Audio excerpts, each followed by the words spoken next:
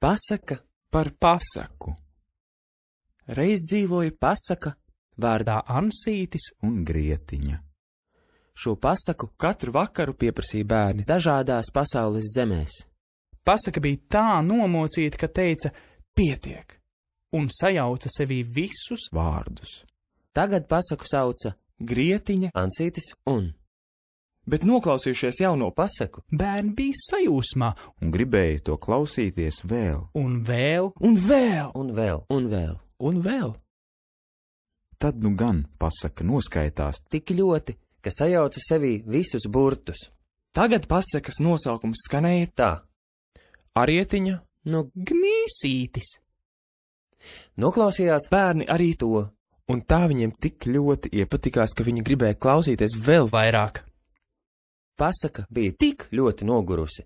Ka pataisīja sevi pagalam īsu. Lūk tā, Un reiz Laimīgi. šāda pasaka bērniem nepatika. viņi meklēja citu pasaku. Un kamēr bērni meklēja, Mūsu pasaka varēja atgūt spēkus. Sakārtot burtus vārdos, un vārdus teikumos, lai atkal atgrieztos pie bērniem. Varbūt jau ir atgriezusies. vai esat jau to Pamanījuši?